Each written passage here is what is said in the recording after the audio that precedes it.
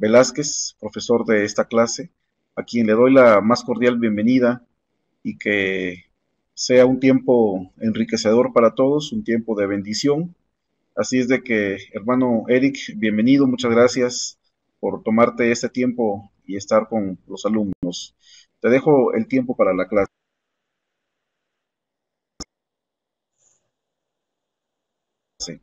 Nos vemos en el tiempo Muchas de gracias, preguntas. Jonás. Pasa No a vosotros, mis olviden hacerlas en hermanos, el a lugar todos indicado los durante la amigos. presentación. Dios los bendiga, mis hermanos.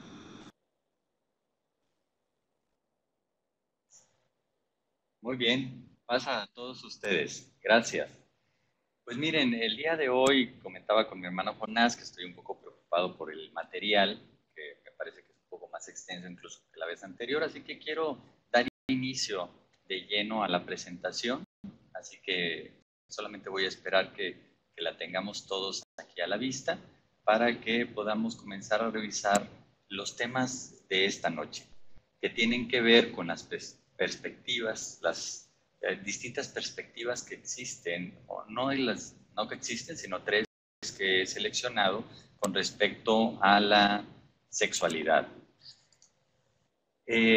Pretendo que hoy podamos revisar lo que son las aproximaciones conceptuales sobre la sexualidad, especialmente la psicoanalítica, sociológica, teológica, y que revisemos también lo que es la sexualidad bíblica contenida en el Antiguo Testamento, cuál era la perspectiva, y específicamente también la del Nuevo Testamento. Así que voy a iniciar con la perspectiva psicoanalítica.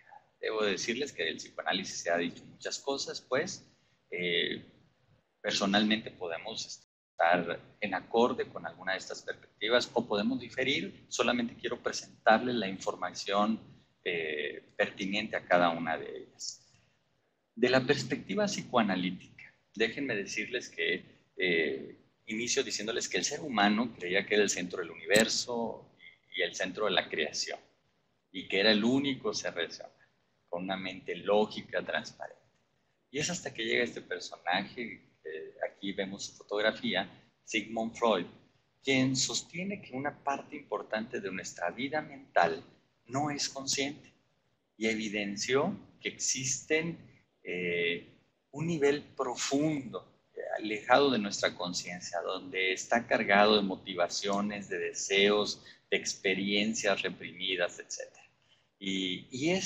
Esta perspectiva que él va a generar, es la que da paso a toda una corriente muy interesante que se le ha llamado así, psicoanalítica. Un aporte fundamental de la teoría de Freud consiste en ver a la sexualidad adulta como un producto de nuestras relaciones más tempranas y que la sexualidad infantil se desarrolla en un contacto estrecho y placentero con sus cuidadores, es decir, papá, mamá o quien funja como papá o mamá. Y también, por un lado, está en este contacto estrecho con los cuidadores y por otro, la experiencia propia del individuo con su propio cuerpo sexual. Describió la sexualidad infantil como un territorio plagado de ansiedades, de impulsos, tensiones, miedos, que cuando eran superados adecuadamente se alcanzaba la madurez, que implicaba la madurez, la capacidad de amar y de ser productivo. Freud también describió que la sexualidad estaba dirigida por pulsiones, como él las llamaba, o impulsos, como también se les ha venido a conocer, que se manifiestan biológicamente como necesidades y psicológicamente como deseos. A la energía psíquica relacionada con estos deseos les denominó líbido y sostuvo que la conducta buscaba satisfacer esas necesidades y deseos y que esa energía libidinal se expresaba en sueños, en fantasías, en obras de arte, en inhibiciones, en fallos inexplicados o en errores, etc. ¿Sí? Con lo cual, afirmó que la sexualidad es, pero no solamente, el vínculo erótico con el otro y también el mecanismo biológico de reproducción, exclusivo en el género humano. Se está refiriendo a la sexualidad. La sexualidad está al servicio de la vida y de la propagación de la especie. Asimismo, es un componente insoslayable, decía él, de las relaciones afectivas, o sea, no se podían separar las relaciones afectivas con la sexualidad. Y también decía que es un atributo central de la identidad del individuo.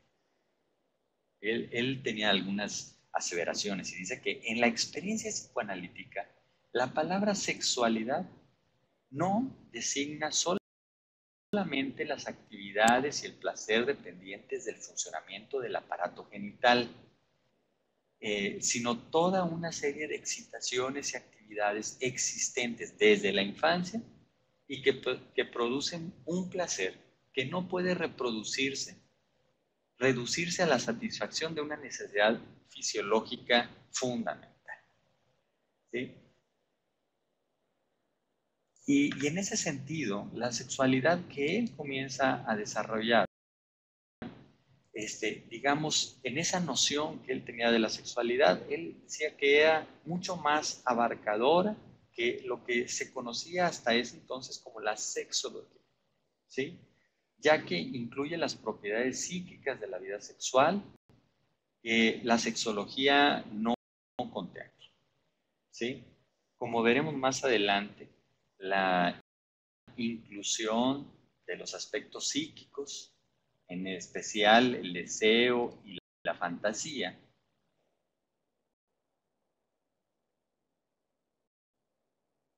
Discúlpenme, creo que me desfasé. No, aquí vamos.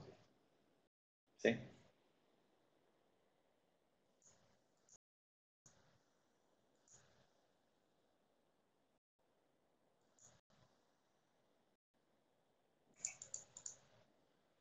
Les decía que la, la noción que él tiene es que la sexualidad tenía que estar en relación directa con la influencia que generaba la cultura en los seres humanos, ¿sí? Entonces eso es lo que le confiere este específico carácter que trasciende las fronteras naturales, ¿no? Y que son lo que lo llevaba directamente a la cultura. Y es esos aspectos psíquicos, la fantasía, el deseo, que junto con ellos y los atributos sociales, culturales, los que le generaban, ¿sí? Esta característica. Por eso él termina diciendo que la sexualidad humana siempre es psicosexualidad, o sea, siempre está involucrado todas estas representaciones sociales y culturales.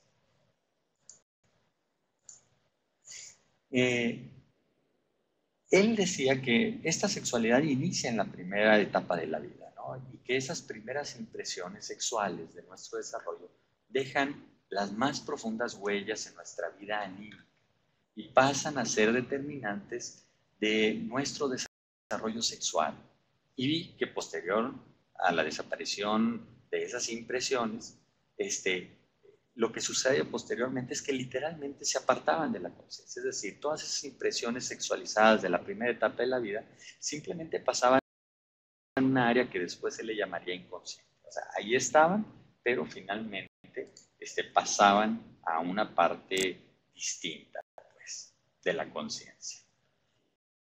Y como ya habíamos señalado, la sexualidad está marcada por la institución del género. Ya lo comentamos en la clase anterior. Es decir, si nuestro género estaba marcado por la carga cromosómica que nos hacía varones o hembras. Entonces, la sexualidad está marcada por la institución del género. Las propias prácticas y discursos tienen distintas connotaciones y son ejercidas en forma diferentes y no siempre equitativas por hombres y por mujeres. Y en este sentido, la feminidad y la masculinidad pertenecen a un orden imaginario y simbólico, es decir, nosotros le damos símbolos a las cosas. Por eso los hombres pueden hacer unas cosas y las mujeres no. ¿Sí? Siendo el cuerpo un espacio representado como femenino o masculino. Finalmente, el sujeto termina siendo un producto de una construcción simbólica que se genera a lo largo del tiempo por medio de procesos subjetivos que el mismo sujeto está sometido, adquiriendo finalmente las características que socialmente son asociadas a lo masculino o a lo femenino. Es decir, alguien puede estar pacientemente sentado en una silla y eso es propicio para un género, pero el que alguien sea inquieto es propicio para otro. Entonces, las mismas características toman significados diferentes. A esto es lo que él se refería con que son procesos subjetivos. No que tengan un valor en sí mismos, sino que se les asigna un valor. ¿Ok? A la categoría del género se refiere a una construcción cultural, social e histórica acerca de las diferencias de los sexos. A partir de la anatomía, los seres humanos son inducidos, son introducidos a través del lenguaje, a través de la crianza, especialmente de las figuras parentales, en un complejo sistema de deseos, de expectativas y funciones que definen al individuo y que lo van a definir a lo largo de la vida. Es decir, lo van a definir como femenino o como masculino. Y eso lo vamos a ir aprendiendo en nuestro desarrollo. Para Freud, una de sus principales y primeras propuestas teóricas ubicó en un lugar central al inconsciente para entender la sexualidad de los hombres y las mujeres. Y él señalaba que para formar parte de una sociedad teníamos que renunciar bajo ciertas circunstancias a nuestros deseos sexuales más primitivos, constituyendo el deseo sexual uno de los polos del conflicto psíquico más comúnmente observados tanto en hombres como mujeres. Él hablaba, y pongo aquí algunas fotografías que tratan de graficar un poco esta parte. Él hablaba de que cuando nacemos tenemos una serie de deseos muy primitivos que pueden ser así muy diversos, ¿sí? Pero para que nosotros podamos insertarnos adecuadamente en la sociedad, tenemos que ir renunciando a algunos deseos, vamos aprendiendo a renunciar a ellos. Freud, por otro lado, planteó que estos rudimentos de los impulsos sexuales que traemos con nosotros al nacer, van presentando cambios a lo largo del desarrollo. Desde la fase pregenital, cuando la vida infantil es esencialmente autoerótica y las pulsiones o estos impulsos psíquicos de los que ya hablaba eran parciales, es decir, un recién nacido en esta parte pregenital, sus vivencias son autoeróticas, es decir, su cuerpo es el objeto que le genera placer. Y entonces el niño tiene placer al ver, al exhibir, tiene placer al dar, al retener. Esas son las primeras vivencias muy rudimentarias del placer. Y estos rudimentos aspiran a conseguir placer, cada uno por su cuenta, ¿sí? Y es hasta la fase genital, cuando la consecución del placer está al servicio de la función de reproducción. Es decir, la fase más primitiva no tiene ningún objetivo de reproducción. Es hasta cuando se incluye la fase genital, cuando la consecución del placer está al servicio de esta función reproductora. Y las pulsiones o los impulsos que antes eran parciales, ahora están subordinados a una zona erógena, ¿sí? Formando así la organización sólida para el logro de la meta sexual madura, ¿sí? Y es decir, esta meta sexual madura se obtiene no con el propio cuerpo, sino con un objeto ajeno, y él le llama objeto a otro individuo, ¿no? Es por eso que se habla de esta función de reproducción. Ahora bien, no siempre el fin del deseo sexual consiste en garantizar la conservación de la especie humana a través de la reproducción. Esto se ve evidenciado en actuaciones de la sexualidad infantil, por ejemplo, el chupeteo, el autoerotismo, donde no tienen más que una función gratificadora, ¿sí? Y que el individuo pequeño, maduro todavía, tiene esta necesidad de repetir esta satisfacción, ¿no? Que para él, a él tiene esta connotación sexual, ¿sí? Cuando se descartan las pulsiones sobre el propio cuerpo es cuando se van encontrando las zonas erógenas, de menor valor en comparación a las que se conseguirán posteriormente en el objeto externo. Pero es desde las etapas muy, muy tempranas de la edad cuando el niño comienza a desarrollar zonas erógenas, ¿sí? Y es entonces cuando se da el chupeteo, cuando se dan los tocamientos, la masturbación infantil, etc. La meta de la sexualidad infantil y adulta consiste entonces en sustituir la sensación proyectada sobre las zonas erógenas por aquel estímulo externo que la va a cancelar al provocar ahora una sensación de satisfacción, pero no autogenerada. Si bien existen zonas erógenas predestinadas, es decir, aquí pongo algunas, las orejas, la boca, el cuello, la nuca, los hombros, los pechos, el área perineal, las nalgas, el ano, los testículos, los muslos, son áreas que ya están muy determinadas, están predestinadas, ¿sí? Cualquier otro sector de la piel o de las mucosas puede también prestarse al servicio de las zonas erógenas. Es decir, aunque estas que les acabo de enlistar son como las zonas por excelencia que se han reconocido como erógenas, también entendemos que cualquier otra parte de la piel puede prestar este servicio de ser autoerógeno, ¿sí? Entonces, esto lo vamos a ir encontrando, por ejemplo, cuando ya veamos la sexualidad adulta, que vamos a encontrar una diversidad de formas, de tipos de vivir la sexualidad. Y vale acotar que para la producción de una sensación placentera, la cualidad y la naturaleza del estímulo es más importante que la parte del cuerpo.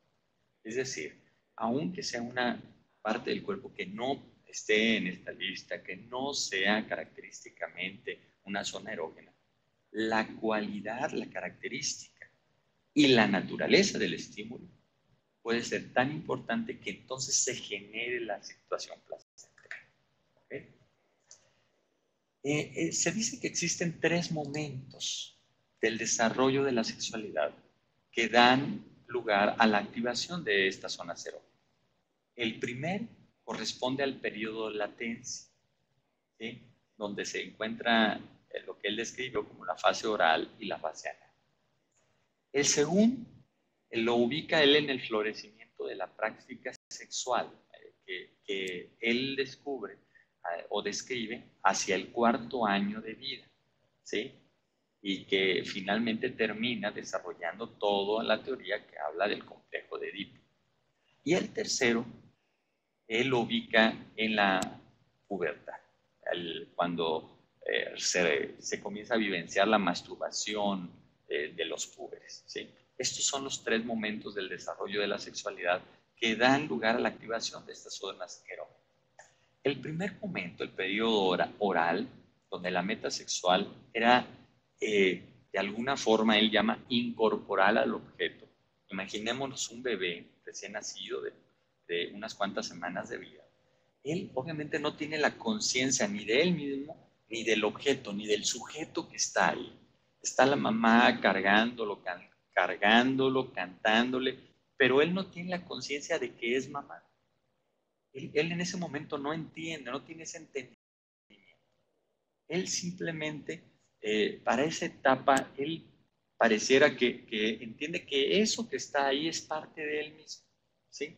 Y entonces cuando la mamá le acerca el pecho y este pecho, cuando se le acerca a su boca, le genera una sensación placentera y al él succionar el pecho, comienza a disfrutar que él va pasando un líquido adentro de su cuerpo y ese líquido también le genera esta sensación de satisfacción placentera. Él le llama que en esa etapa lo que está haciendo es incorporar a eso, a ese objeto que tiene frente a él y lo está incorporando de una forma oral, a través de su oralidad. Ese es el primer periodo. Hay otro periodo que él le llama sádico anal y es que ese periodo tiene como la meta de apoderarse del otro. Entonces el niño va desarrollándose y va entendiendo que eso no es parte de él, sino que es un otro, ¿sí? Y entonces ahora él va a pasar a otra etapa que es la anal, donde ahora él se va a comenzar a relacionar con el otro a través de él también poderle dar al otro, ¿no? ¿Y cuál es la forma de dar? A través de la excreción de anales, por ejemplo. Entonces él comienza a tener una percepción de que él también puede dar al otro, ¿no? Y que no nada más el otro es controlado, que él está a merced, sino que él ahora también comienza a tener un control, que es lo que en esta teoría se le llama como el control anal. El segundo momento de la activación de la corriente de excitación sexual, la libido, el niño después de haber pasado por el resurgimiento de esta actividad sexual, el varón asume que la mujer ha sido castrada. Es decir, él comienza a identificarse tanto con mamá como con papá, ¿sí? Y entonces él comienza a verse a él mismo y a ver a los otros. Y entonces descubre que él, su cuerpo se parece al de papá, pero al cuerpo de mamá le falta algo, ¿sí? Que no tiene el cuerpo de papá, ni él mismo. Y es cuando él comienza a hablar de este complejo de castración, ¿sí? Les decía, el varón asume que a la mujer le falta algo porque se lo quitaron.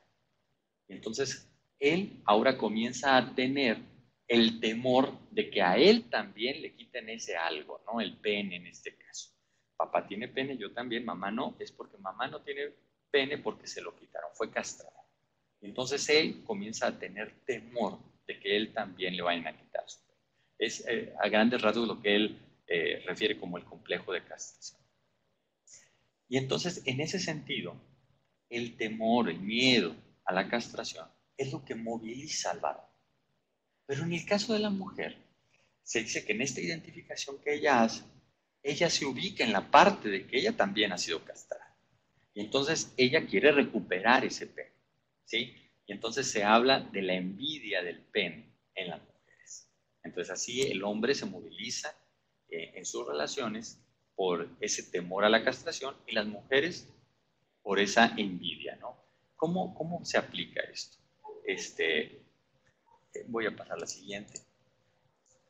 Este complejo de Edipo consiste en colocar como objeto de deseo al progenitor del sexo opuesto y entender al del mismo sexo como rival. Es decir, él ve a papá y él ve a mamá. Y entonces yo me identifico como mi papá, y por lo tanto, si él tiene a mamá, entonces ahora yo quiero a mamá, ¿sí? Entonces yo a papá lo veo como rival. En esta etapa, los que han sido papás o los que han tenido contactos con niños pequeños podrían identificar muy claramente cómo los niños, por ejemplo, pueden tener toda una rivalidad muy clara con el progenitor de su mismo sexo, ¿no? Los niños de repente, quítate, si el papá viene y abraza a la mamá, va y se mete en medio, lo retira, a ver, quítate, mamá es mía, mamita chula, yo me quiero casar contigo, ese tipo de cosas se dan en esta etapa del complejo de Edipo, ¿no? O las niñas igual, ¿no? La mamá es la fea, tú eres fea, papá es mío, papito lindo, ese tipo de cosas, ¿no? En este momento del desarrollo de la organización sexual es donde se fundan las bases de lo que va a ser el género, las identidades de género, la orientación sexual de este niño o de esta niña. La inclinación sexual se va a derivar de estos procesos identificatorios que se generan entre el niño y el padre, entre la niña y la madre. De este modo se determina el objeto de deseo que ya habíamos comenzado a hablar la clase pasada, ¿no? El objeto de amor al cual se le va a brindar esa gratificación sexual, ¿sí? Yo veo a papá, me identifico con él, entonces mi objeto es mamá, entonces yo quiero ganarle a mamá, ¿no? Llega un momento que el temor a ser castrado es de que decir, ¿qué tal si se la quito y él se enoja y entonces me va a quitar mi pene? Entonces no se la voy a quitar, pero entonces yo me voy a buscar otra para mí, ¿sí? Entonces ya elijo yo a las mujeres como el objeto de mi deseo. No me meto con la de mi papá por ese temor a la castración, pero yo me consigo otra para mí, ¿sí? Sería como una forma también de explicar esta parte. Y así, dependiendo cómo haya sido resuelto Este complejo edípico, el objeto de deseo será el sexo opuesto, heterosexual, que es como la resolución adecuada que Freud mencionaba, será del mismo sexo o homosexual, o también puede haber situaciones que determinen que sea de ambos sexos, o sea, bisexual. Elección de objeto es lo que se va a consolidar en la adolescencia. Es decir, aunque en la primera etapa de la vida, en la infancia temprana, se gestan las primeras bases de lo que es nuestra identidad y nuestra elección de género, hasta la adolescencia o se consolida o se corrige, o si venía bien en la adolescencia puede cambiar. ¿Ok? Y de esta manera vemos cómo desde el psicoanálisis, desde esta perspectiva, se propone que las relaciones erógenas con la madre y el padre permiten el acceso a la diferencia en la historia de la sexualidad del sujeto y en consecuencia a la formación de su propia identidad sexual y con ello, obviamente, la práctica de su propia sexualidad.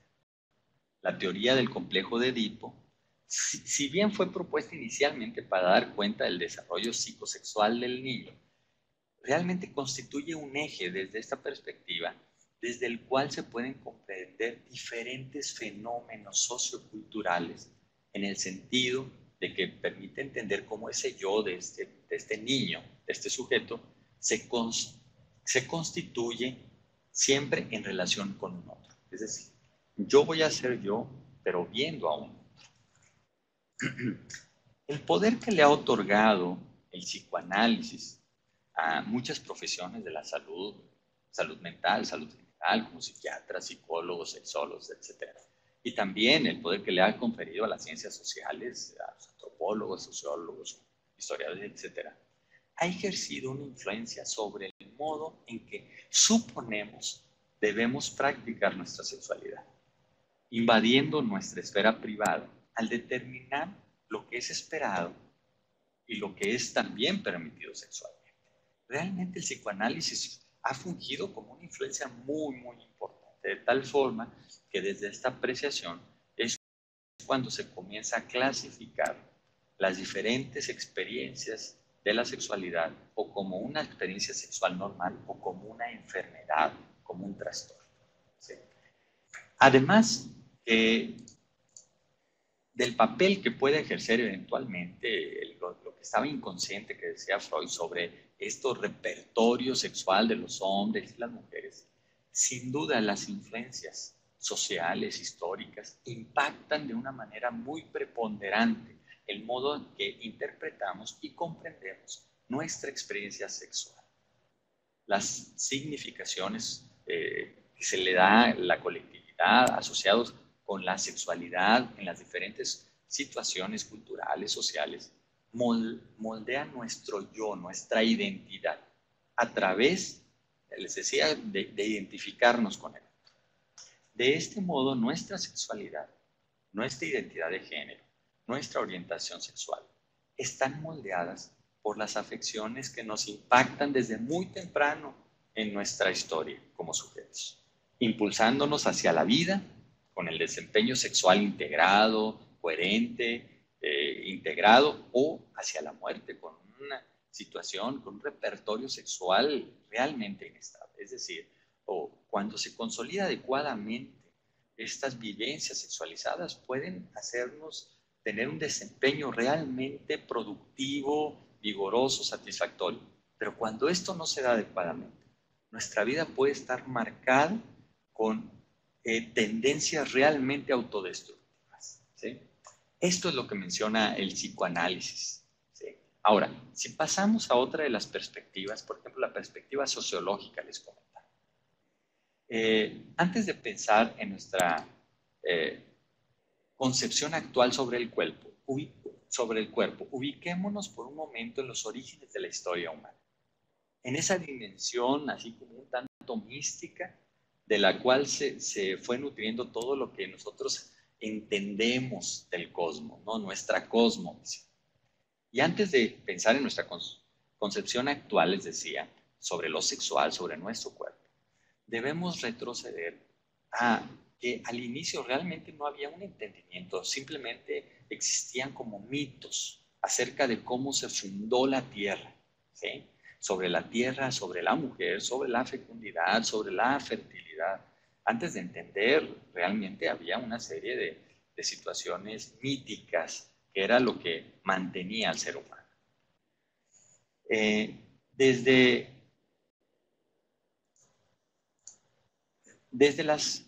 la forma de entender el cosmos, de las culturas antiguas, desde las cosmogonías griegas, se señala que la Gaia o la Tierra se autofecundó para dar a luz a un ser igual a ella, con el cual poder unirse, dándose así la dualidad primera del cielo y la tierra. Es decir, que la tierra creó al cielo para tener su igual.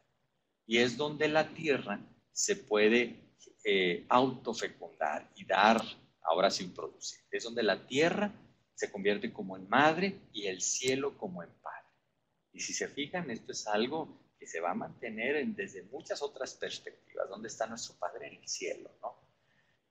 Muchos rituales y muchas mitologías de todo el mundo ubican a la tierra como madre, como fecundadora, como dadora de la corporeidad del hombre, donde permanece el cuerpo, tanto en la vida como después de la muerte. También volvemos a la tierra. Esto no es privatorio nuestro, esto se ha dado en muchas culturas, muchas mitologías.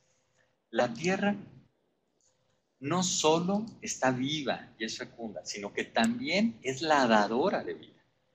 Nótese que en estas referencias, que son mitos sobre la fecundidad, lo terreno, la fertilidad, se revisten de un profundo carácter femenino. ¿Sí? Las personas que se dedican a estudiar esta parte sociológica señalan que muchas culturas hacen un vínculo simbólico dual entre la tierra y la mujer, especialmente la tierra arada y la vagina de la mujer, en relación con el arado y el falo del hombre. Todavía nosotros en nuestra cultura utilizamos mucha esta imagen para hablar acerca de la reproducción humana, ¿no? La semillita que entra a la tierra y entonces que va creciendo, ¿sí? Así como la semillita del varón que entra en el cuerpo de la mujer y que entonces va creciendo el bebé, ¿no? Esto viene muy influenciado con todas estas corrientes de diferentes culturas. Sin embargo, sin que tengamos que analizar así los mitos muy antiguos, fundantes de la forma de cómo se ha visto el cosmos, podríamos descubrir nosotros que lo femenino siempre se ha asociado a lo sexual, a lo corporal, a la fertilidad. Y hoy día, la publicidad y en general los medios de comunicación, las redes sociales, el cine, la televisión, siguen abonando, siguen arrojando sobre lo femenino una excesiva, diría yo, carga explícita de sexualidad, corporalidad, morbo, que es oculto, pero al mismo tiempo deseable, que es secreto, pero que es reconocido por todos, que es prohibido, pero que todos lo quieren. Entonces, aunque ya venía desde las cosmogonías muy antiguas, actualmente seguimos siendo muy influenciados por todas estas formas de comunicación. Es así que si queremos esbozar una historia sobre lo corporal y lo sexual, debemos ubicar como un hilo conductor en lo femenino, en la historia de la mujer. Existen evidencias que desde en los últimos 2000 o 3000 años lo femenino ha sido frecuentemente asociado a lo sexual, a lo terrenal, a lo corporal, mientras que en el caso del varón se ha venido como asociando a la creación, se asocia a la razón, a lo etéreo, a lo metafísico, ¿sí? La producción intelectual de toda nuestra tradición judío-cristiana, base de nuestra forma de ver el mundo, ha sido pensada, ha sido redactada, ha sido interpretada por varones. Y esto le da un carácter especial a esta antropología filosófica, donde el varón será siempre el yo, el que asimila al género humano, al que se asimila al género humano. Durante siglos y hasta hace pocas décadas, hombre era sinónimo de nuestra especie. No mujer, hombre. Sin que eso generara ningún conflicto. Nosotros entendíamos que decir hombre era sinónimo de humanidad, era sinónimo de hombre y de mujer. ¿Sí? Hasta hace poco tiempo. Ha venido cambiando, hemos venido modificando un poquito esa concepción. Y es hasta ahora. Siempre se ha pensado, les decía, el hombre como el prototipo, este sujeto masculino.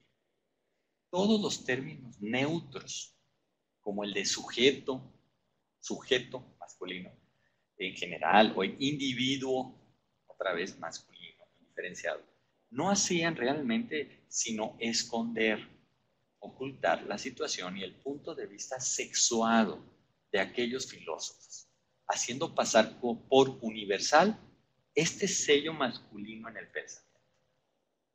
El hombre.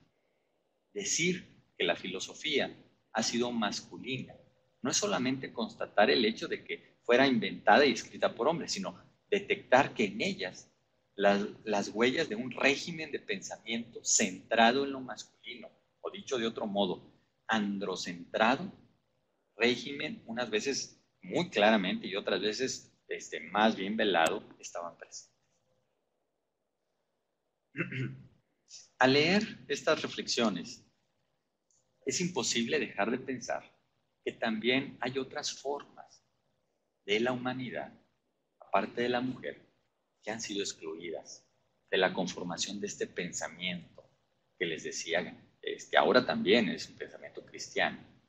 Y estas formas me refiero al de la niñez, al de la juventud, a las personas con colores de piel oscuros, a las personas que tienen algún tipo de discapacidad, etc.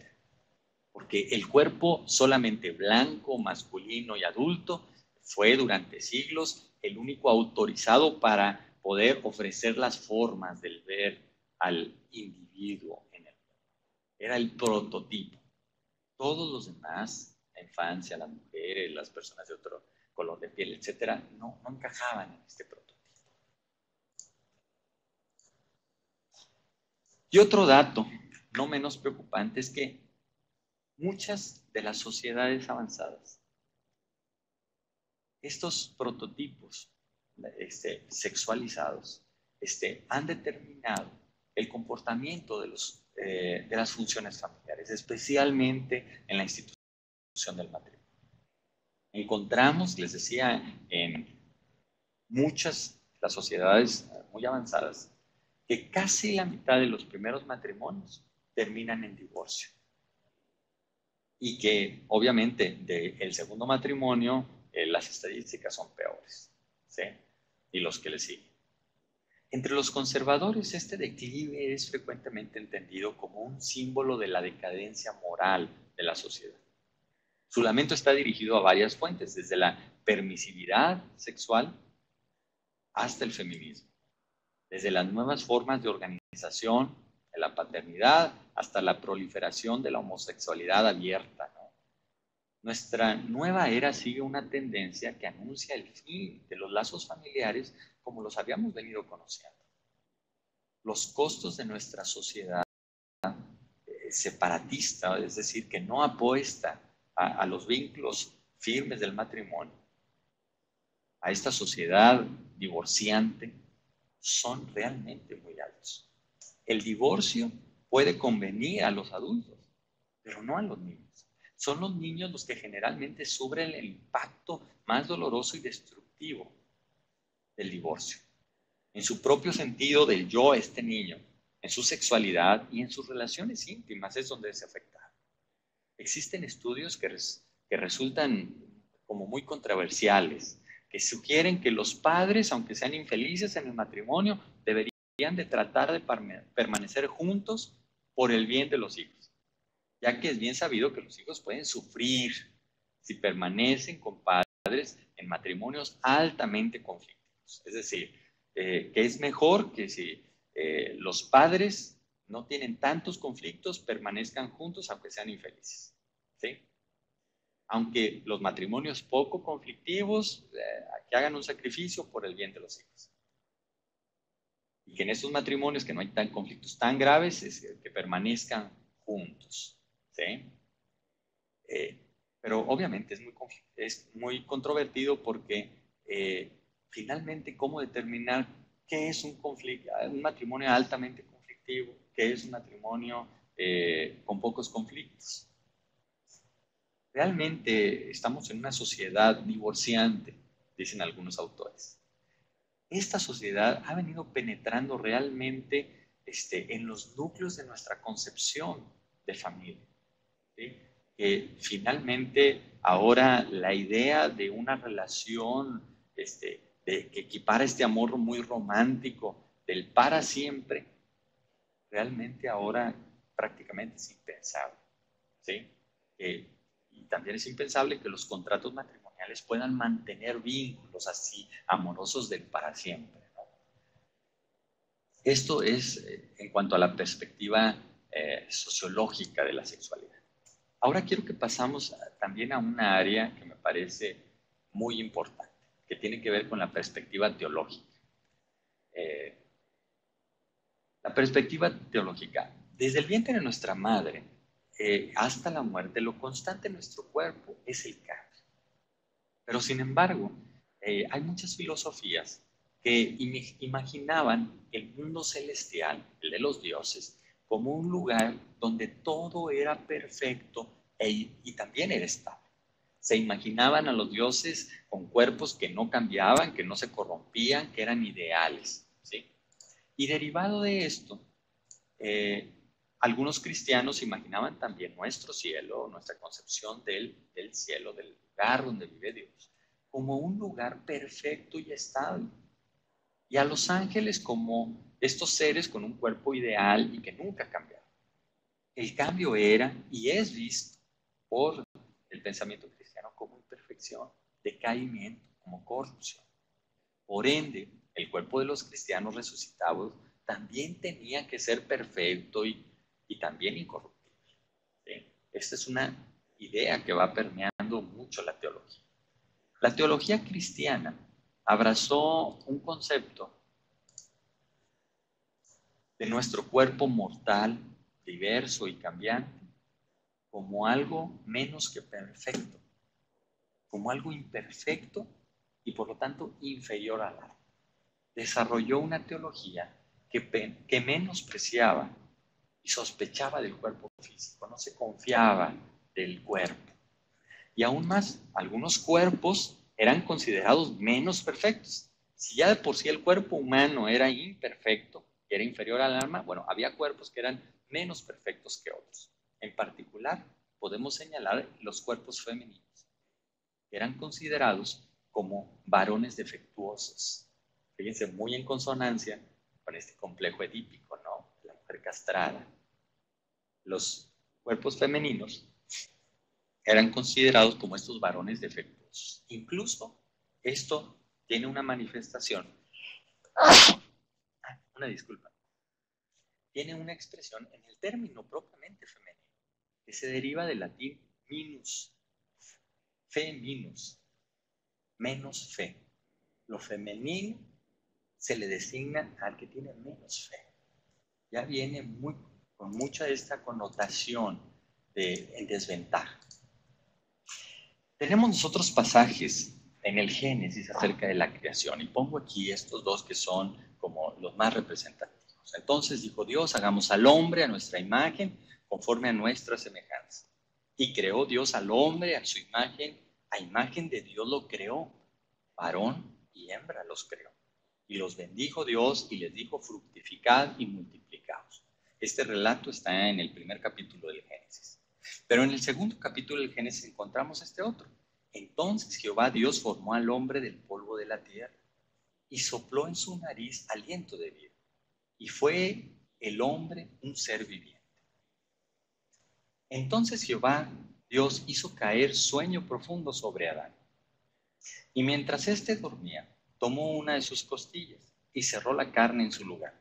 Y de la costilla que Jehová Dios tomó tomó del hombre, hizo una mujer y la trajo al hombre. Dijo entonces Adán: esto es ahora hueso de mis huesos y carne de mi carne. Esta será llamada varona, porque del varón fue tomada. Disculpe.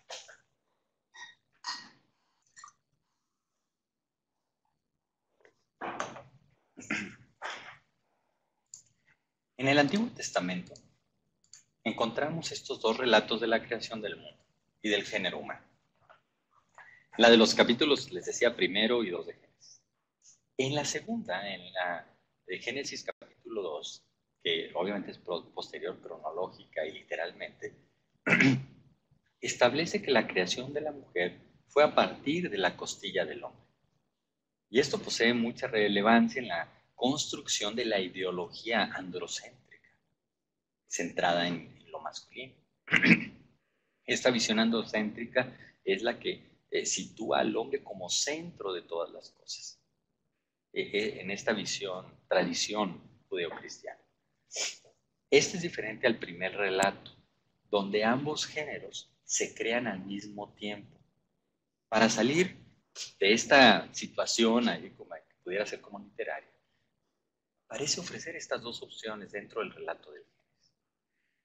El primer relato, el Génesis 1, algunos estudiosos estipulan que la unicidad señalada en el primero no toca lo corporal y se refiere solamente a lo espiritual, dimensión en la cual la dignidad de todos los seres humanos es igual ante Dios.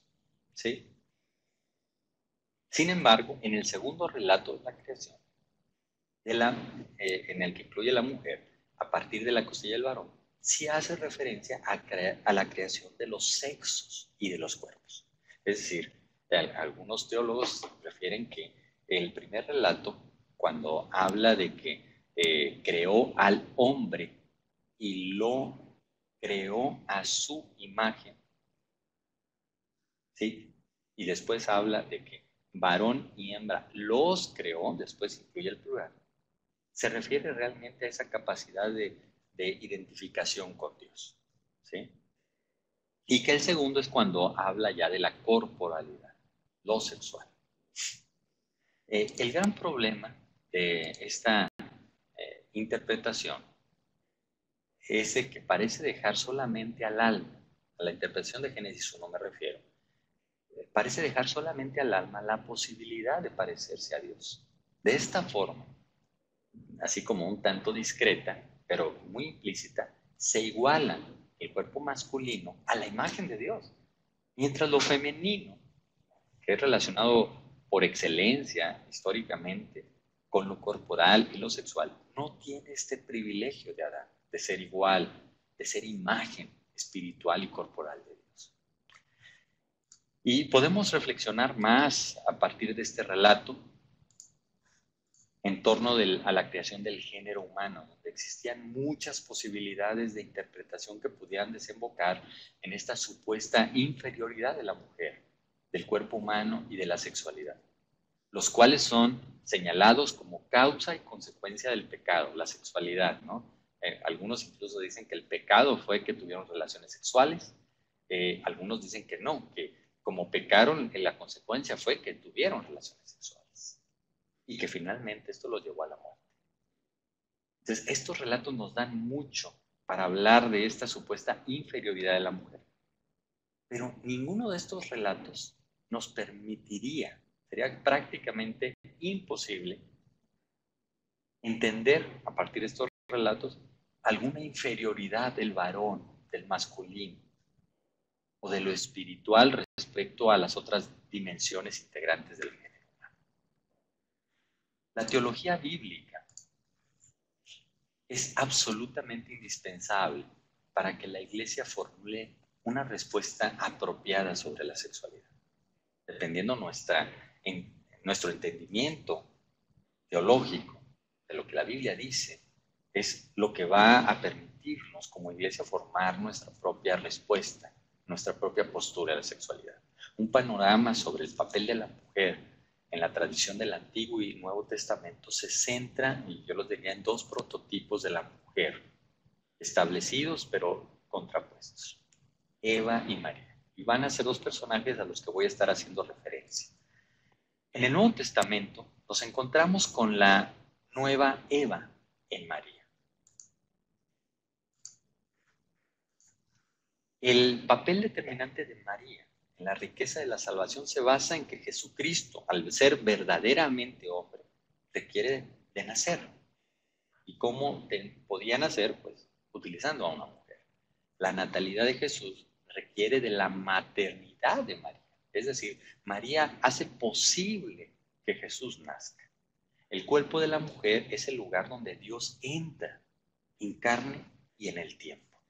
Sin embargo, con el pasar de los años y el desarrollo de la comunidad cristiana, se fue desarrollando poco a poco una clara dualidad entre la primera mujer, Eva, que era la causa del pecado y la caída del género humano, es decir, de la caída de los varones, con esta contraparte, María, a través de la cual este pecado encuentra una redención.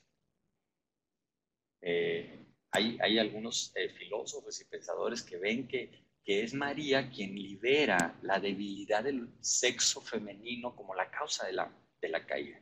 Es decir, así como en un principio se vio que Eva fue la causante de que el hombre cayera en pecado, porque ella fue y le hizo una propuesta, ahora en María encuentra la posibilidad de redimir esa falta, ¿no? Y ahora es a través de María que el ser humano puede ahora posibilitar su nacimiento. ¿Sí? Algunos hablan que el nudo de la desobediencia de Eva es desanudado por la obediencia de María. Dos mujeres que finalmente desvían el destino del hombre. Una para apartarlo de Dios y arrastrándolo a su caída, y la otra engendrando a Dios y dándole vida al nuevo Adán. ¿Sí? Como la caída del hombre está unida al sexo, les decía que algunos ven que es la causa de la caída y otros la consecuencia, la salvación implica una especie de evitación de la sexualidad. El nacimiento del Salvador esquiva la sexualidad, es decir, no hubo necesidad de sexualidad para que Jesús naciera. Pero deja que se mantenga esta polaridad de lo sexual, el hombre y la mujer.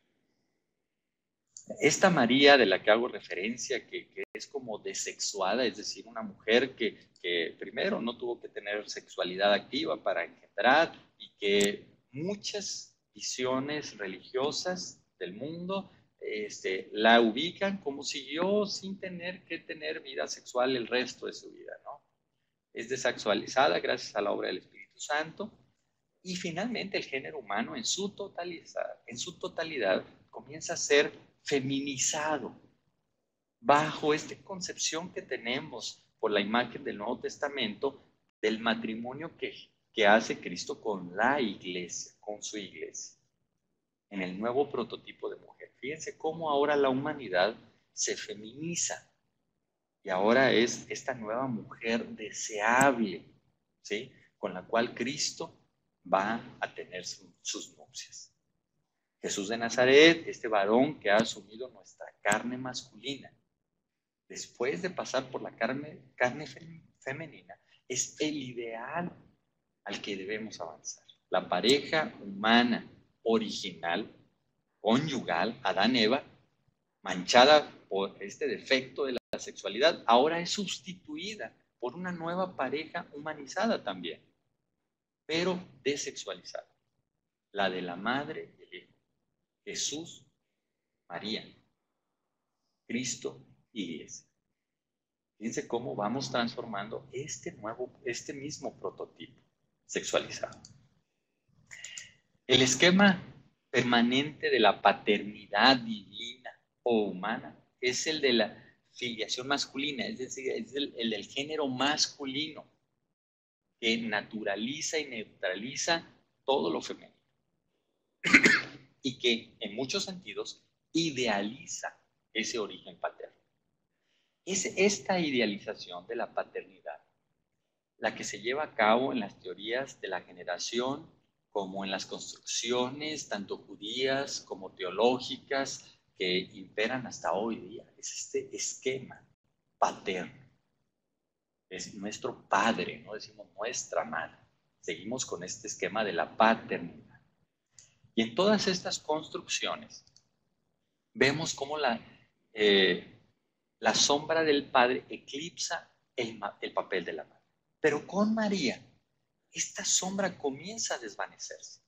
Es decir, este esquema paterno, esta filiación masculina comienza a desvanecerse un poco.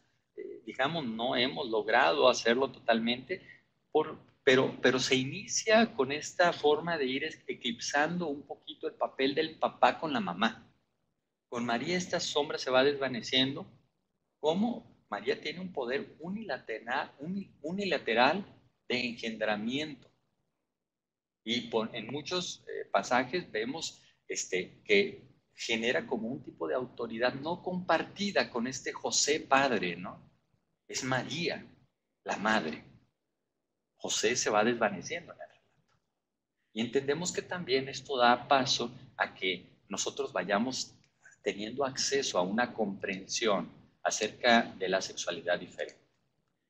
Aunque los exégetas puedan diferir enormemente muchas cosas, algo en lo que seguramente podríamos estar de acuerdo es en declarar que la afirmación de que el ser humano está hecho a imagen y semejanza de Dios tiene realmente un carácter funcional.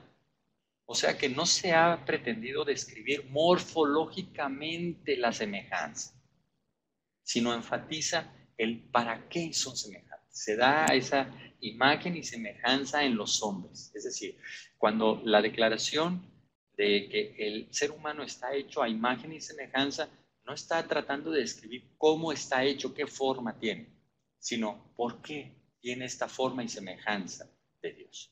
El concepto de imago no se limita al aspecto exterior, sino enfatiza lo relacional, lo que se da con el hombre, con Dios. ¿Sí? Son imágenes uno del otro. Y según el testimonio global del Antiguo Testamento, la dignidad del hombre está en que él es el compañero de Dios, amigo de Dios, dicen algunos pasajes. Es el tú de Dios, que puede escuchar, que puede interrogar y que puede responderle a Dios. Así, bueno, así de esta manera, la esencia de esta imago ha de verse ahora en la posibilidad de esta nueva asociación y de alianza del hombre. Y en este contexto, la división de los sexos puede considerarse como sigue. Al igual que Dios tiene su propio interlocutor y correspondente en el hombre ahora debe tener su propia correspondencia con su propio tú semejante, en una existencia caracterizada por el ser uno con el otro, es decir, con la mujer.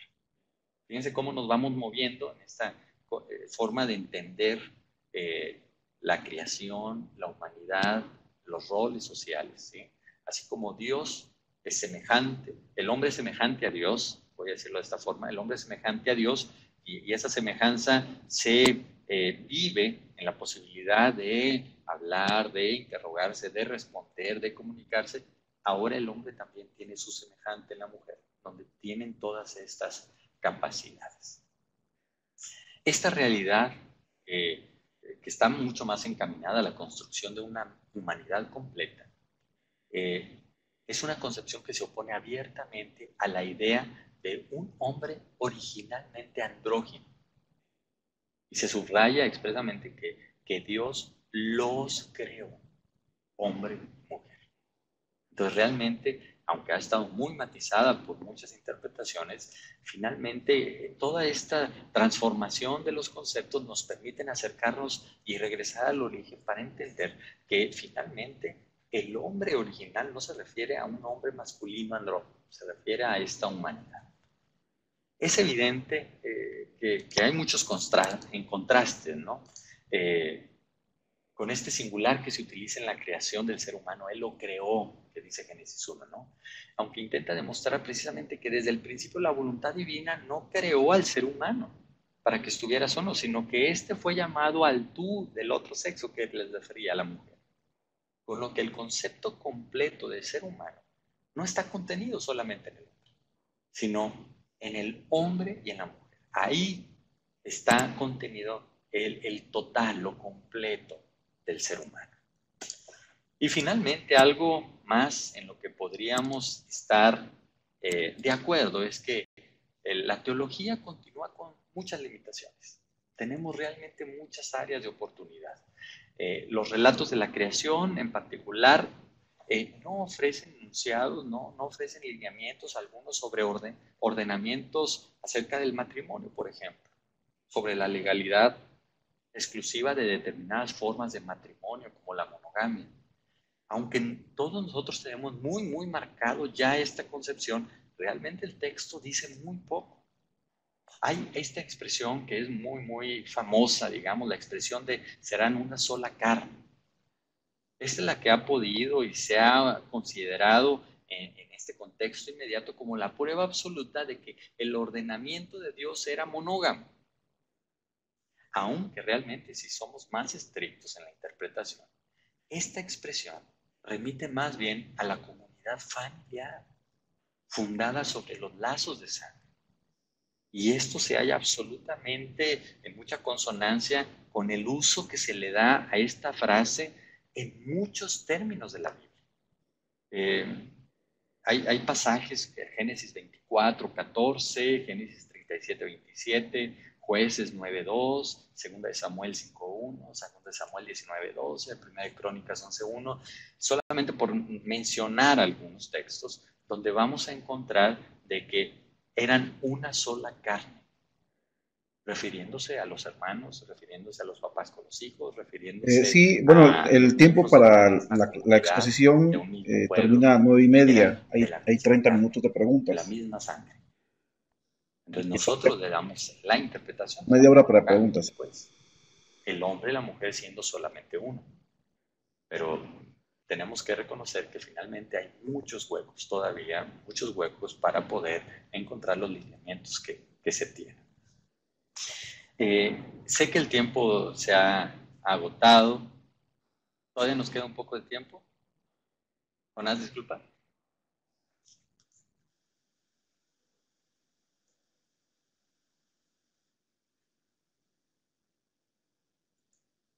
Nos queda media hora, pero son para las preguntas.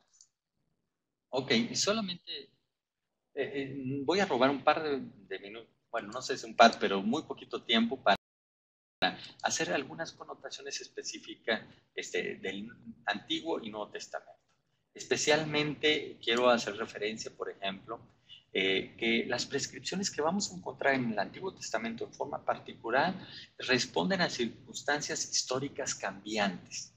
El derecho comunitario existente se va a venir modificando, progresando, dependiendo de los momentos que viva la civilización, el pueblo. Si son nómadas, si son sedentarios, si están expuestos a cultos de otros pueblos o no. Es decir, vamos a encontrar en el Antiguo Testamento que hay diferentes prescripciones. Hay vivencias donde un hombre puede tener más de una esposa o puede tener varias esposas, ¿sí? Donde un hombre puede dejar a una mujer y unirse a otra. Esto tiene que ver con todas estas situaciones cambiantes históricas. Y aunque la mujer en el Antiguo Testamento tiene cierta protección, en gran medida sigue siendo como una propiedad del hombre. Y esta connotación que tiene la mujer en el Antiguo Testamento es lo que va a posibilitar, entre otras cosas, la poligamia, ¿sí? Y la posibilidad que se reserva al hombre de tener uniones extraconyugales, ¿sí? Vamos a ver muchos de los patriarcas que tuvieron más de una mujer, por ejemplo, ¿sí? Pero el patriarca, no la mujer. En la medida que la mujer cumple su tarea, la de engendrar los hijos, es cuando adquiere, cuanto a madre, una independencia y una dignidad. Pero si la mujer no daba hijos, entonces vemos que entonces tengo que conseguir otra mujer que me dé hijos, ¿no? Esta era como una premisa. Y el cambio de estas condiciones culturales y económicas como consecuencia de la sedentarización fueron lo que fueron propiciando, al menos en la privado de la familia, la inclinación a la monogamia. Eso sí lo vamos a ir encontrando desde el Antiguo Testamento. La poligamia se fue como excluida para algunas, ¿no? Por ejemplo, los reyes eran los que podían esto, pero la familia en lo privado no tenía una inclinación muy marcada a la monogamia. Entonces, finalmente vemos cómo la relación intersexual, hombre-mujer, en el matrimonio, en la familia, es la consecuencia a esa creación bisexual, quedando confinada a la responsabilidad del ser humano, creado como hombre y mujer, esta tarea de promover la civilización y la fecundidad. ¿Okay? Del Nuevo Testamento también solamente voy a señalar algunos aspectos, ¿no? Por ejemplo, esto, ¿no? Que en la época de Jesús había la presencia de estos varones santos, profetas, asexuados, con pureza de corazón, que eran los que eran reconocidos como líderes, como predicadores, que renunciaban al matrimonio y se dedicaban a difundir los mensajes sociales, morales, que iban siempre primordialmente dirigido también a los varones. Y ahí el ejemplo clásico es Juan, el Bautista, no casado, o el mismo Jesús, que también renuncia a esta posibilidad del matrimonio. ¿Sí? Jesús es quien introduce esta nueva concepción, esta nueva forma de ver a la mujer, al matrimonio, ¿no? Con estos pasajes como que yo os digo que todo el que mira a una mujer para desearla ya adulteró con ella en su corazón.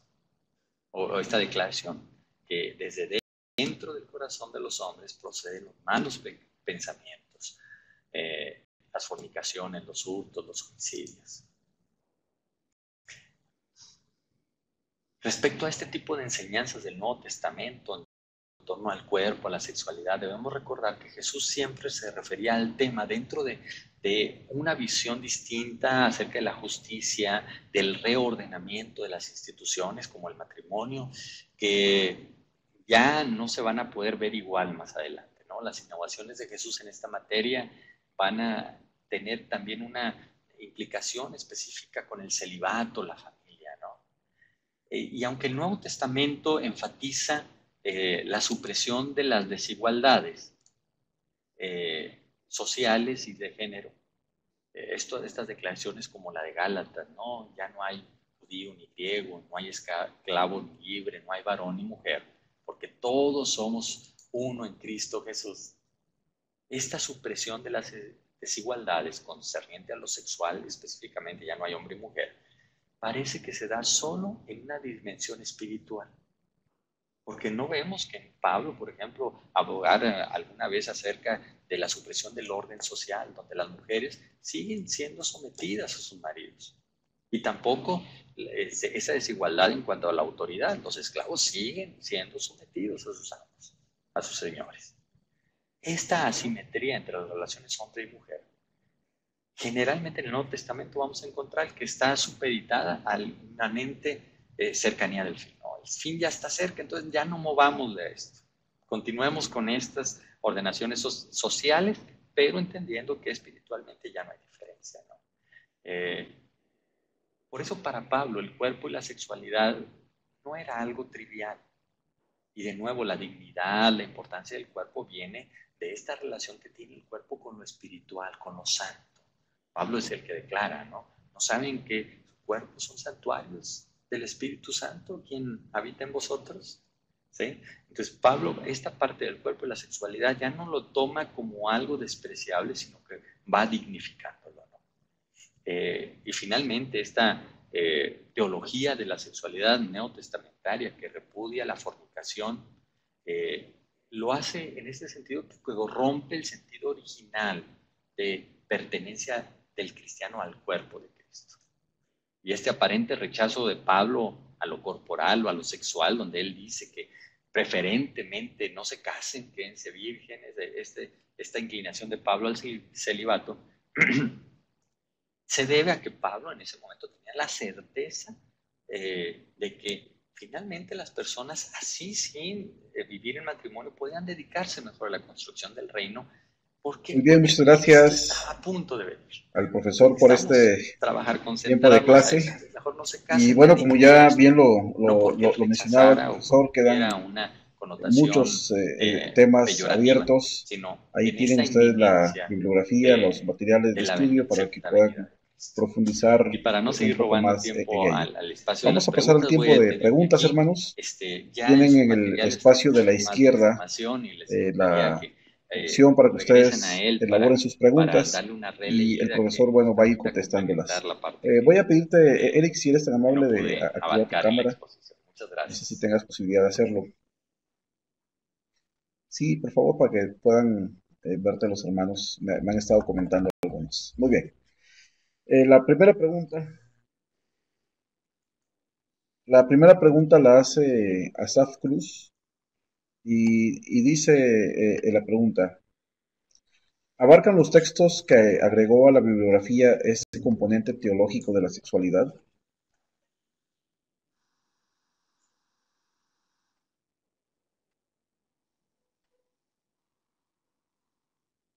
Muy bien.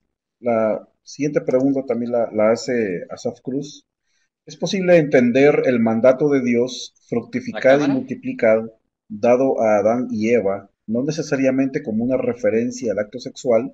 Es probable que No me Dios estaban hubiera viendo, establecido disculpen. la reproducción de otra manera y el sexo es la deformación de ese modelo.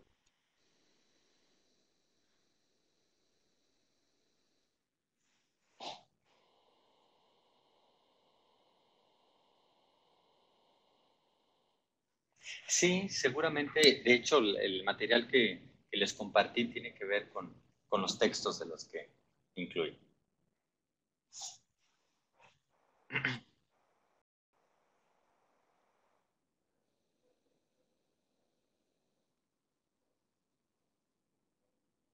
Muy bien, gracias por la respuesta.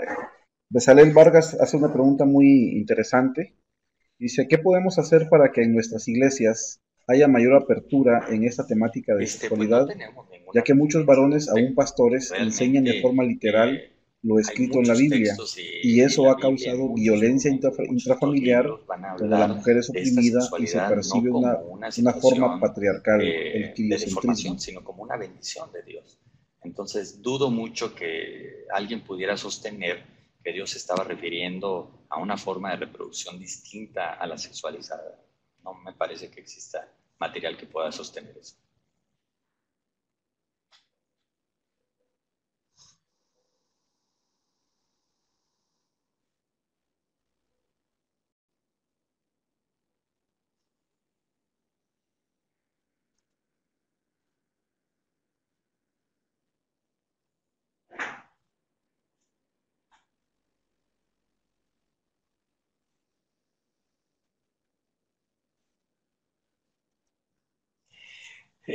Sí, es una pregunta muy interesante. Y está mencionando una problemática muy compleja cuando se da una interpretación literal a lo escrito en la Biblia. Porque literalmente, en ese sentido, podemos nosotros asegurar muchas cosas fuera del contexto bíblico, según lo escrito. Vamos a encontrar, hay quienes incluso aseguran que la Biblia promueve cosas que sabemos que no están conforme a la voluntad de Dios, pero bueno, en la escritura viene la frase tal, ¿no? Entonces, ¿qué podemos hacer? Obviamente, esto que estamos haciendo ahorita, estos espacios de reflexión, estos espacios de estudio, la Muchas posibilidad gracias. realmente de acercarnos a Pregunta un estudio Oliva, serio de la palabra, es lo que ¿es va a ir posible darse modificando cuenta a estas temprana visiones que edad a de la veces son preferencia sexual de parciales, no nuestros hijos? completas, ¿Y hay manera de corregir y lo que se estas tenga que corregir? interpretaciones ¿El inadecuadas que divorcio hacemos, ¿no? afecta la Estaba recordando preferencia ahorita sexual que de los alguien hijos? decía, ¿cuál Bueno, es son el dos pasaje preguntas, de la hermano. Biblia que promueve el tabaquismo? Entonces alguien contestaba, pues aquel pasaje de que el que esté sucio ensuciarse más, ¿no? Y entonces, textos así sacados de su contexto pudieran apoyar muchas cosas, ¿no? Entonces creo que sí, el estudio serio de la palabra es lo que nos puede ayudar a cambiar estas realidades.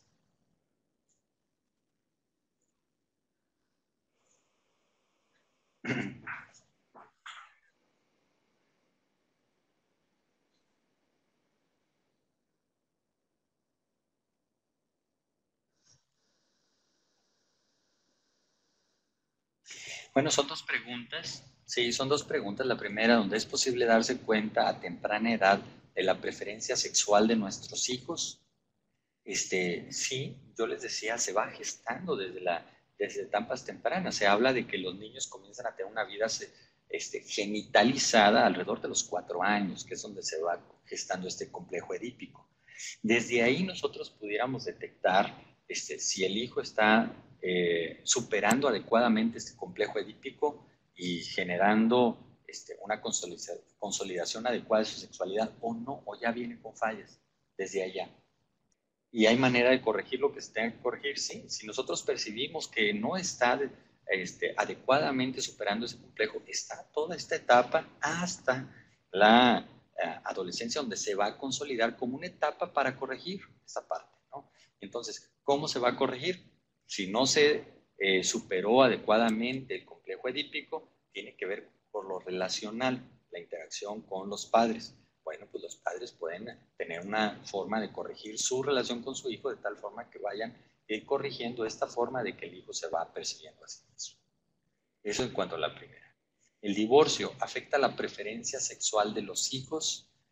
Obviamente esto dependería de muchos factores. Muchas gracias. Es decir, qué edad Pregunta tienen los hijos Hugo, cuando los padres ¿eso se de que la divorcian? humanidad haya sido ¿Cuál es manchada el por el tipo defecto de la de sexualidad motivación del divorcio es de los teología padres? bíblica o ¿Cuál es es un la relación entender que desde tienen lo los católico padres romano? entre sí y con los hijos?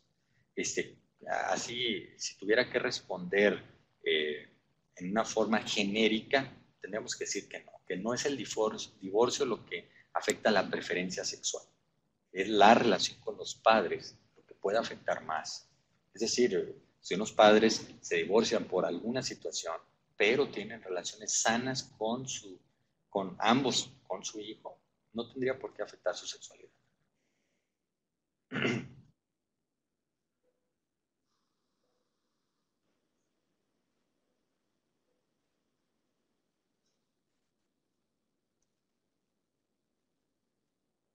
Obviamente es una interpretación, es una frase, ¿sí? Esto de manchada por el defecto de la sexualidad es un tipo literario de expresar esta realidad, porque literalmente no es de que fuimos manchados por eso, ¿no?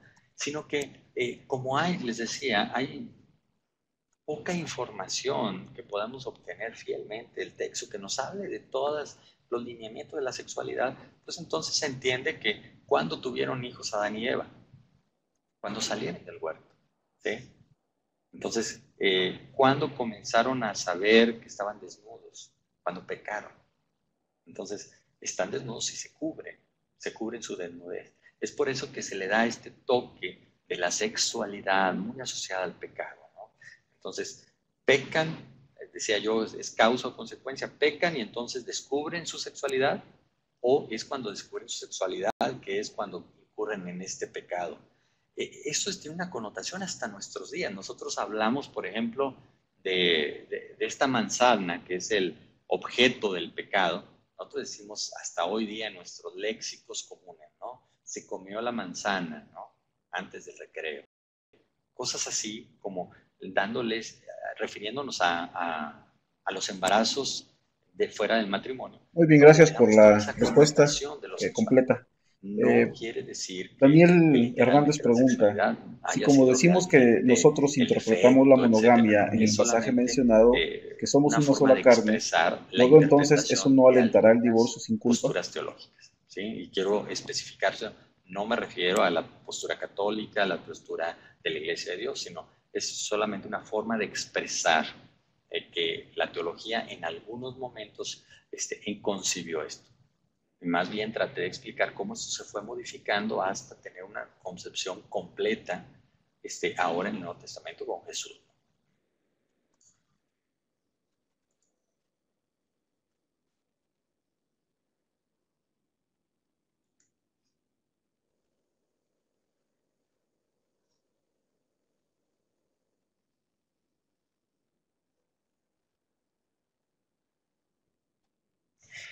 Obviamente nosotros hemos venido tratando de cuidarnos de alguna forma, ¿no? Hemos tenido temores históricos de muchas cosas, ¿no? Es decir, está bien, está mal que hagamos tal o cual cosa. Entonces, si no sabemos exactamente qué decimos, pues no lo hagas. Si no sabemos si está bien o está mal, no lo hagas, ¿no?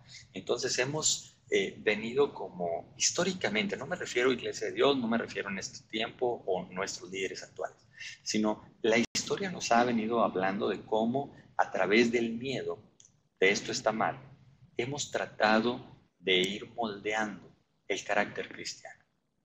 Nosotros, acercándonos a la palabra, acercándonos a un estudio serio de la palabra, nosotros podemos entender que no es a través del miedo, no es a través de diles que esto está malo para que no lo hagan y entonces no, es a través de la relación con nuestro Padre, con Jesús.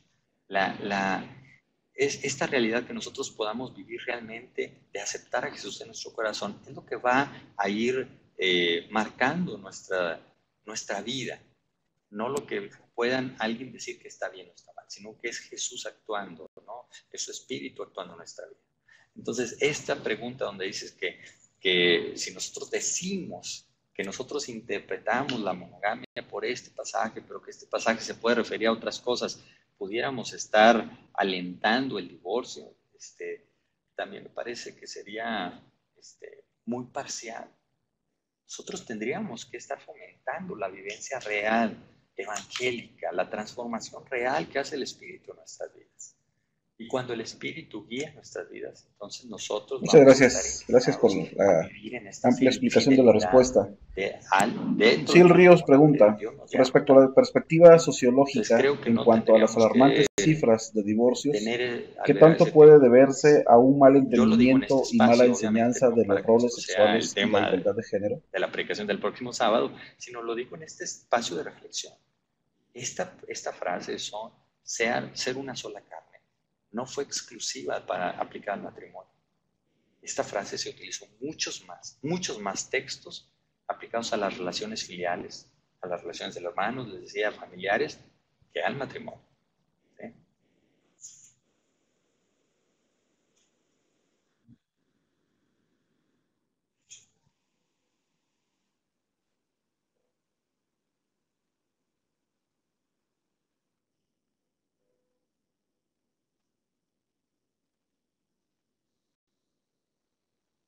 Sí, de hecho lo mencioné en la exposición que se ha entendido que justamente estas nuevas corrientes acerca de la sexualidad propician mucho estas crisis de los matrimonios. ¿Sí? Por eso hablaba de esta cultura divorciante. Pareciera que ahora todo está inclinándonos a que si no estás a gusto, divórciate. Y si no estás a gusto casándote con una mujer, cásate con un hombre. Y si no, no Muchas te gracias cases, por si la no estás en respuesta. relaciones con un hombre o con Noé una Gómez mujer, o con quien pregunta, tú hay quieras, ¿no? psicólogos que Con uno, con establecen dos o que es con tres, sano o con ver que quien tú los quieras. padres Parece ser tengan que la intimidad sexual. tendencia ¿Cuál es esta su de percepción? la tolerancia, de la igualdad de género, y va para allá. Va totalmente, digamos, atentando a la institución matrimonial. ¿Sí? En ese sentido, sí, seguramente tiene que ver con esta interpretación no acorde a la enseñanza bíblica de la sexualidad, lo que propicia es esta realidad alarmante, como bien lo plasma en la pregunta.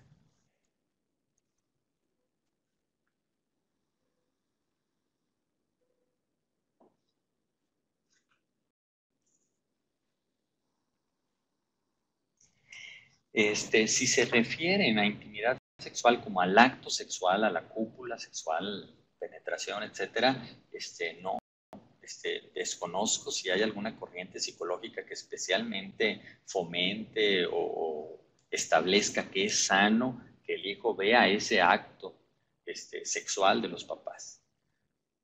Lo que sí, a lo mejor pudiera tratar de entender es que es sano ver que los padres realmente viven en una intimidad afectiva, amorosa entre ellos, que Muy bien, tienen gracias. comunicación, que se Besalel quieren, que se Vargas cuidan, que pregunta, se nosotros como acompañan, Iglesia de Dios, que ¿cómo estamos apoyando a en las un momento de personas LGTB sufrimiento está y uno cómo con nos el estamos otro. preparando Ese como tipo iglesia? de intimidad que se da en el matrimonio, sí es sano que los hijos lo vean, que los hijos vayan aprendiendo a vivir en intimidad con el otro de esa forma.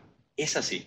La parte sexual, la parte de la relación sexual, de hecho hay corrientes como la psicoanalítica que hablan que cuando un hijo presencia el acto sexual de los padres, le genera un impacto realmente negativo, que lo puede realmente afectar en esa identidad de género.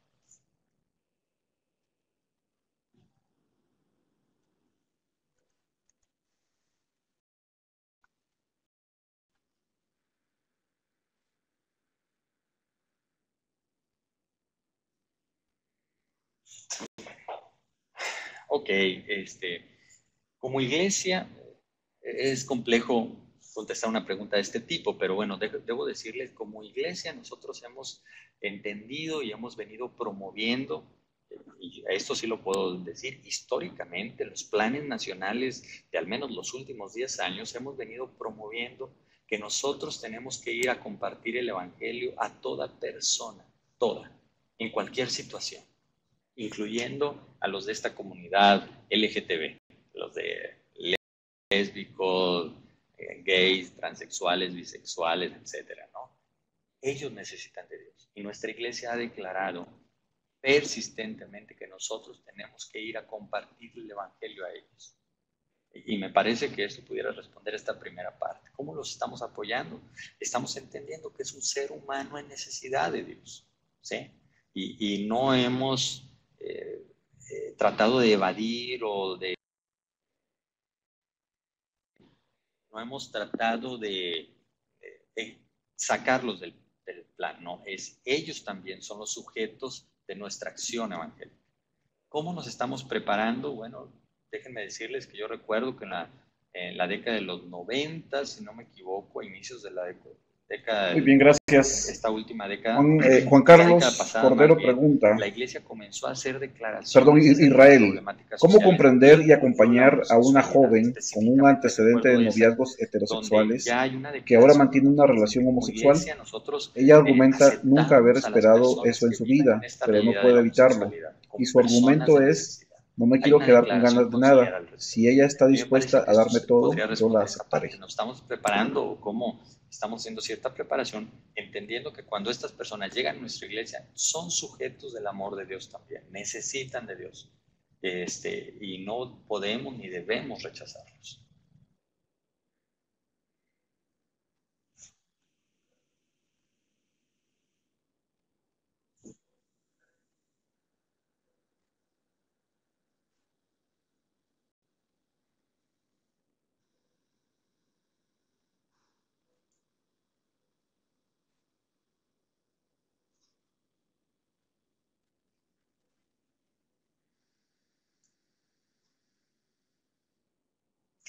Obviamente, este argumento que menciona, el argumento de nunca había esperado esto, no pude evitarlo, o este argumento de no me quiero quedar con ganas de nada, justamente es la influencia cultural que estamos teniendo actualmente, ¿no? Y que está teniendo nuestra iglesia, nuestros hijos, nuestros hermanos.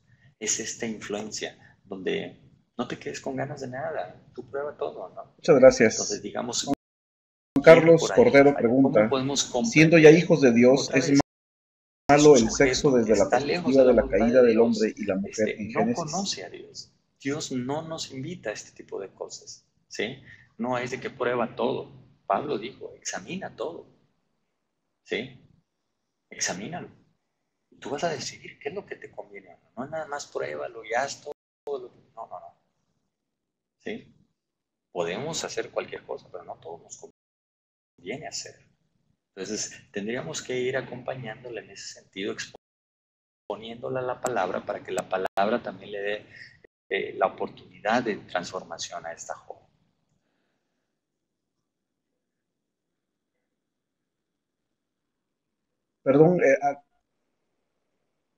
Perdón, Juan Carlos explica la pregunta. Dice, desde la idea de que la humanidad haya sido manchada por el No sé si defecto de estoy sexualidad. entendiendo bien esta pregunta, Quizás aclararnos. porque tendríamos que partir que el sexo, la sexualidad, está implícito al ser humano. O sea, Dios nos genera, nos crea. Somos creados ya por Dios a su imagen, sexuados. Entonces, la vivencia sexual, no estoy entendiendo claramente cómo poder considerarla mala después de la caída. Seguimos siendo hombre y mujer. Éramos antes de la caída y somos después de la caída. Seguimos siendo sexuados. Este, no hay una declaración de Dios al respecto.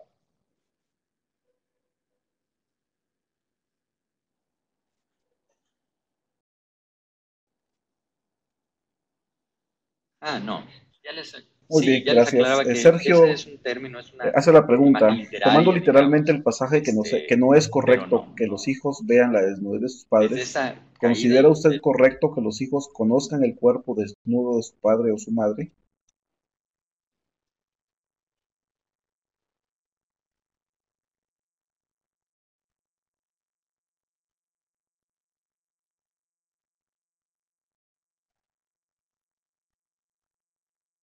Perdón, hermanos, creo que tenemos un problema técnico con el profesor. Vamos a esperar a que se conecte.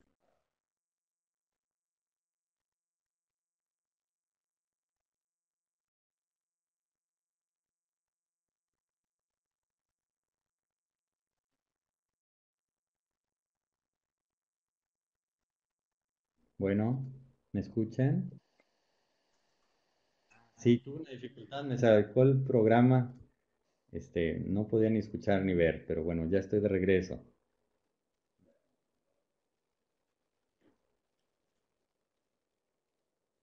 Bueno, ya estamos de vuelta, sí. Te escuchamos muy bien.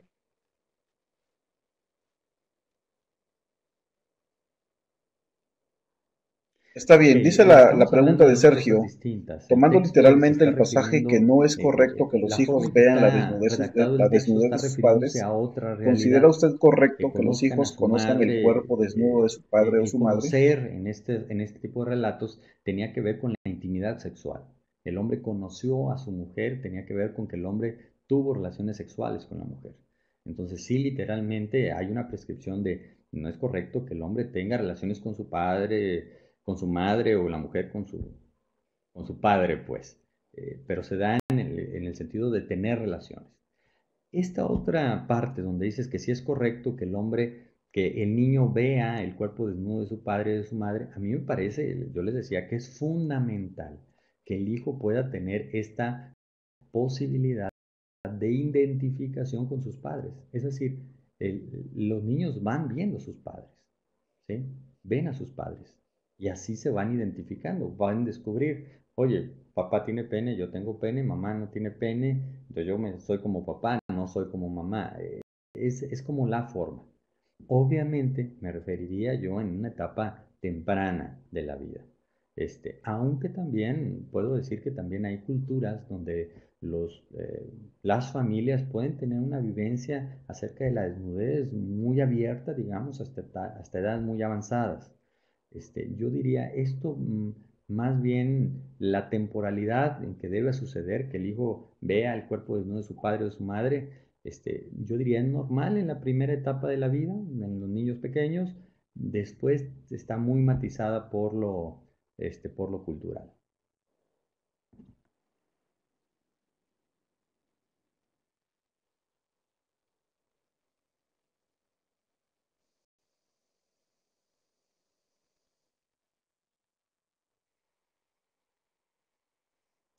Hay toda Muchas gracias. una Y la última situación pregunta compleja al de respecto, José porque Serpas. parece ser que las Aceptar en la iglesia a propuestas las personas cristianas o las LGTB propuestas implica evangélicas limitarnos han sido a declarar tibias, la verdad han quedado que la palabra dice parcialmente respecto a en todo esto. lo que tiene que ver en la aceptación de las personas con diferente elección de género. Es decir, parece ser que yo puedo aceptar un homosexual en la comunidad siempre y cuando él tenga una vida de castidad, es decir, renuncia a su vivencia sexual corporal. Es decir, a lo mejor tiene una vivencia homosexual, se vivencia como homosexual, pero mientras no viva sexualmente su homosexualidad, puede ser miembro de la iglesia. Y si no, entonces, si vive su sexualidad, no puede ser miembro. Es una situación muy compleja, muy compleja. Porque me parece que nosotros tendríamos que ir más allá. Tendríamos que ir invitándolos, acompañándolos a que ellos puedan tener una vivencia real del Evangelio, del poder de Dios en sus vidas, lo que incluiría la posibilidad de transformación. Yo me apegaría mucho más a aquel pasaje que dice que Jesús hace nuevas todas las cosas. Entonces, en ese sentido, la visión evangélica tendría que asumir que Dios puede hacer nuevo esa vivencia sexual, esa elección sexual, esa vivencia que este personaje hubiera vivido, Dios la puede renovarla, Dios la puede hacer nueva.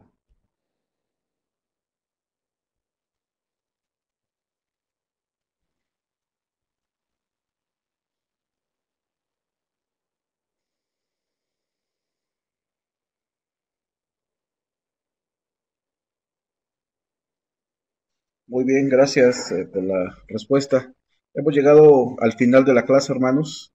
Agradecemos al profesor, su hermano Eric de la Garza, que haya compartido esta segunda clase, este espacio y bueno, vienen otras dos clases más que nos dejan siempre pegados a la silla y bendecimos a Dios por tu vida, Eric.